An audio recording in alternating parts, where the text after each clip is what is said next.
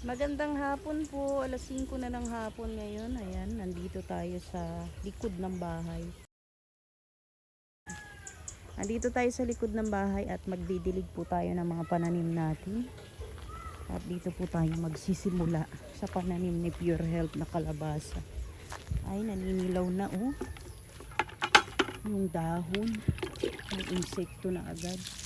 Yung isa po namatay na, ayan. Diba? Pero itong tatlo matikas oh. Ay, nako, natumba. Saka ito, ayun, nakakagulat naman yung baka.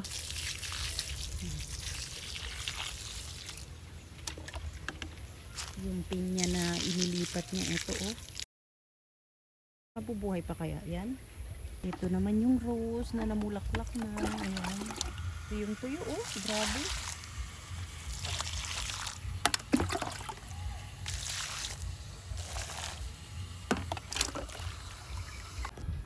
Uy, tingnan nyo oh. Ang daming bunga oh. Ang lalaki, kaya lang hilaw pa. Oh. Ay, ito may maliit pero dilaw na. Kitasin natin. May bunga yung ano, bayabas. Kaya lang ano, may sakit. Ayan oh. May mga hinog doon naman sa loob.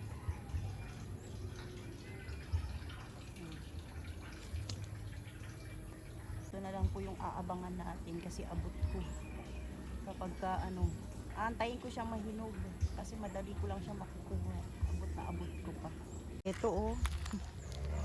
Binuhay natin. Tingnan nyo. Papaya dito, di ko alam kung lalaki o babae. Yan oh. Uy, may baka oh. Tingnan nyo yung mga alaga ko. Yan oh. Pagsaway. Takbo ng takbo. Mataas pa rin po ang araw. Alas 5 na. Ngayong bayabas oh. Pero hilaw pa. Abi oh. Sige, may baka dyan. Hala. Ito naman po yung ating talbos. Oh, tumayo na po siya oh. Ito nagkadahon. Ayan oh. Nabuhay na siya. Mabilis lang lumago ito. Kaya konti lang tinanim natin. Ang bilis matuyo ng ano, ng lupa. Sobrang init. Doon pa rin po tayo pala.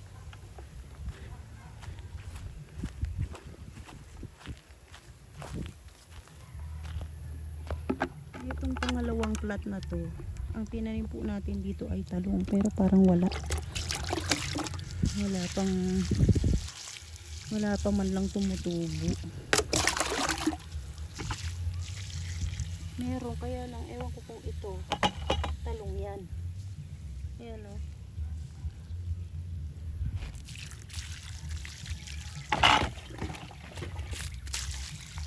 Parang wala na namang tutubong talong o. Ayan, tuyo talaga yung lupa oh. Diba? Tapos dito, wow, grabe, ang dami na oh. Yung aking pinunla. Alam nyo kung ano to?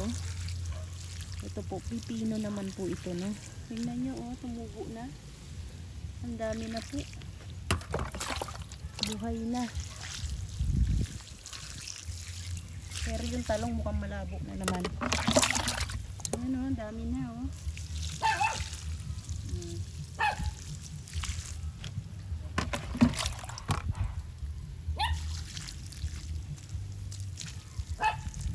Ayan, dami oh. Buhay na sila. Tahol ni Abi yung ano, baka oh. Sabay kamot. Abi, papansinin siya ng baka oh. Abi, ano? Tumigil ka na. Naman sa plat na to, sili. Kaya lang, wala pa rin po akong nakikita. May mga tumutubo. Ayan oh. Ayan. Hindi ko alam kung damo ba yan oh. Sili na pinunla ko. Ayan o. Diba? Oh. Pero didiligan ko pa rin. Hindi pa rin tayo susuko, no? Baka naman sili po yan. Ayan o.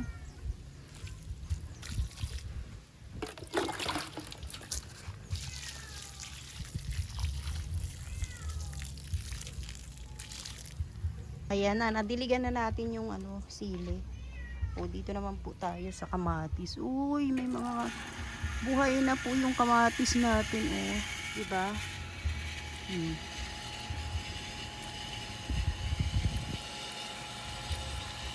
Ang dami na po, oh. Ayan. Sana magtuloy-tuloy. At sana mamulaklak. Magbunga, no? Ang dami na, oh.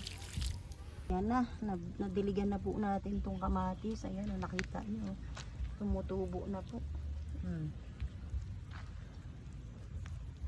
Tapos dito naman tayo sa upo ni Pure Health.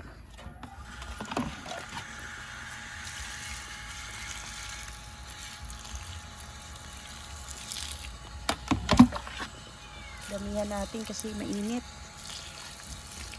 Tuyong-tuyo, oh. Kahit diniligan mo ng umaga, sobrang init. Natutuyo talaga ang lupa. Ayan, oh. Sana hindi kapitan ng mga insekto, no? Pero meron na po akong nabili dyan na ano, pang spray, anti-insect. Para sa mga tanim natin. Kung sakaling kakapitan ng ano, ng insekto. Pero nagbubutas-butas na yung ano. May butas na yung dahon. Na po ang last nating didiligan ang mga kamuting kahoy na tinanim ni Pure Health dito, oh.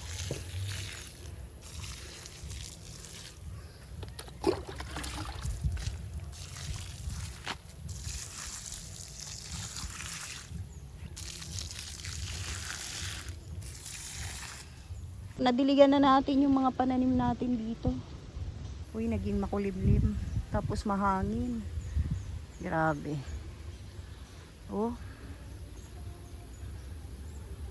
Ang ganda ng ano, ng panahon. Hindi na mainit. Oh, 'di ba? Ito po yung kabuuan ng likod namin. Doon tayo may tanim. Doon. Hiwa-hiwalay po yung tanim natin. Dito at doon. At syempre dito. Ayan, tapos na po tayo magdilig. Bukas naman po ulit. Nauuhaw yata itong pusa namin, oh. Oh, inom na.